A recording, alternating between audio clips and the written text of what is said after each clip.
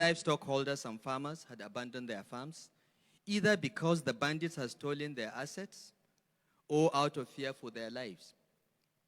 We identified the Kamuku-Kuyambana forest range running from Niger State through Birnungwari in Kaduna State and across most of the northwest states at the major bandit enclave. We initiated discussions with our neighboring states, and the governors developed a shared appreciation of the problem and decided to collaborate to try to resolve it. With remarkable unanimity, the governors of the Northwest states and Niger State jointly provided the funding of a military operation for which the federal government committed its assets.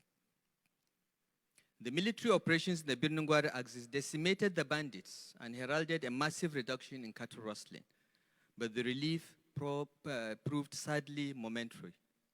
With the military operations not becoming continuous or simultaneous in all states, the bandits initially scattered, regrouped, and intensified kidnappings in rural communities, along highways, and on the fringes of major population areas. Banditry is badly hurting our rural economy, driving farmers off the land, stealing their cattle, kidnapping them and their families for ransom, and often killing them. About a third of our 23 local governments are affected by these crimes. The locus of banditry in the last 15 months has been in the northern and central senatorial districts of our state. Bandits have also complicated the historical communal clashes that blighted lives in parts of southern Kaduna senatorial district in the latter half of the year 2020. Thanks to some courageous leadership at the grassroots, a community-based peace process in Zangon Kataf and Jama'a local government areas is helping to reduce communal tensions and incline the communities towards inclusively peaceful way of resolving differences.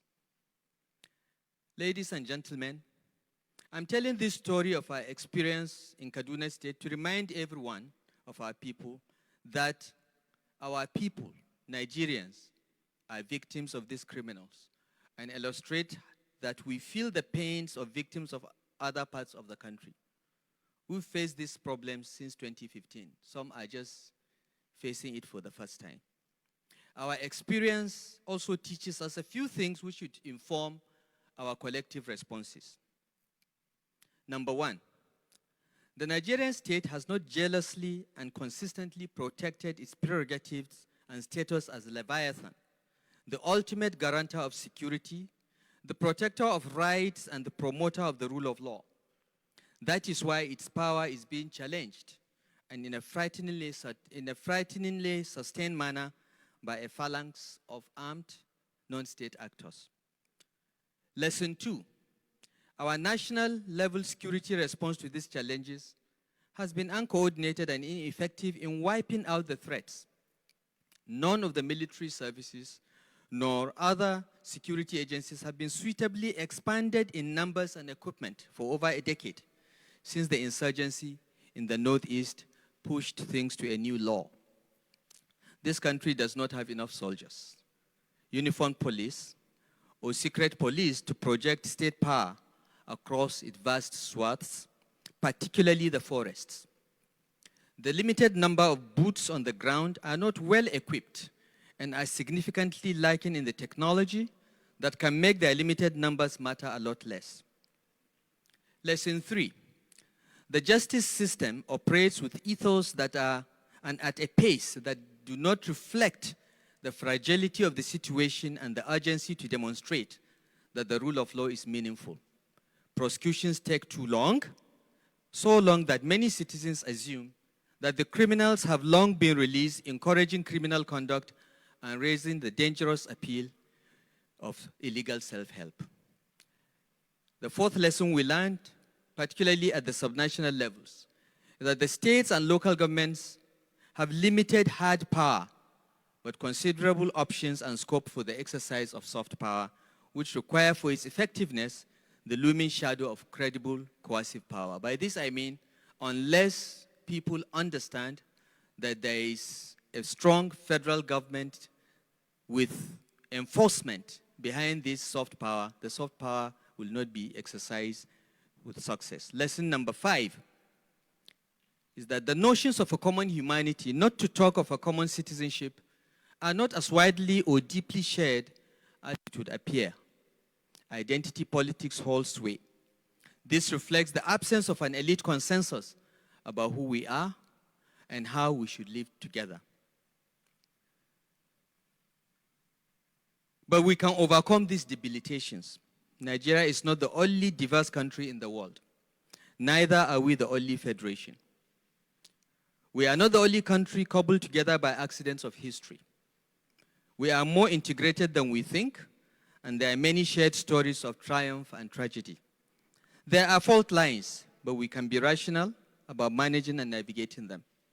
We can be conscious and deliberate about overcoming some of them while rendering those that remains less toxic. In Kaduna State, where we have 54 ethnic groups, we're implementing a project that conceives livestock production as a viable business rather than as a culture. We are working with a global dairy agent, Ala of Denmark, to deliver a project that sedentarizes herders in a community with roads, veterinary clinics, schools, and health facilities. Ala of Denmark is the commercial and technical manager of this project called the Mao Milk Project, based in one of our 14 grazing reserves located in Kubau local government area. This project would deliver better life chances for the herders. 1,000 families will be initially resettled, create new businesses, and remove a perennial source of conflict. We hope to replicate this project across more of the grazing reserves in our state. In my view, we must approach organizing our country as a deliberate task, beginning with a collective decision regarding what sort of society we intend to be and the means of attaining it. That collective decision manifests in elite consensus, and it would include an understanding of the medley of measures required to make it happen. It may involve a set of drastic actions to signal a firm direction and some more medium to long-term measures that require patient nurturing.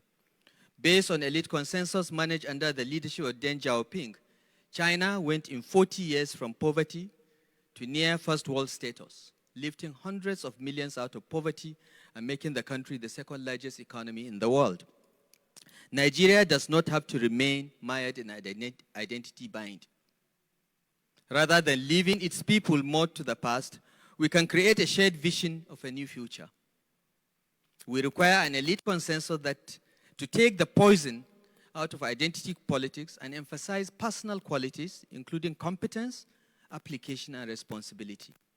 We must be pragmatic in economic and political choices, choosing what is efficient above what is popular, caring more for results than the drama of ethno-religious entrepreneurs. Elite consensus must include agreement on at least 4 things, and I'll list them very quickly. 1, commitment to the rule of law and quick dispensation of justice. Number 2, common citizenship and respect for residency rights. Number 3, meritocracy and equal opportunity for all. Number 4, prioritization of human development. Number 5, respect for diversity and protecting of citizenship rights guaranteed by the Constitution. And finally, the immediate devolution of powers to return the nation to the true federation of our founding fathers. The APC Committee on True Federalism proposed significant devolution of powers between the national government and the 36 states. We recommended that about 10 items be transferred from the exclusive to the concurrent list and therefore fall under the control of both the states and the federal government. I will dwell on 3 of the issues that I believe are critical to the immediate needs of the country to pull back from the brink. The first is the imperative for federal, state, and community policing. We do not have enough police. One centralized police for the country just has not worked.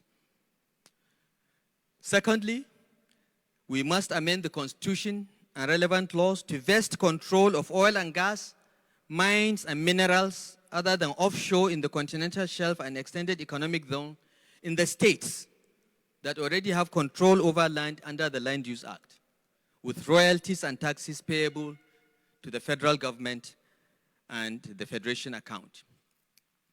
And number 3, we must rectify the anomaly of a federation that has a more or less unitary judiciary.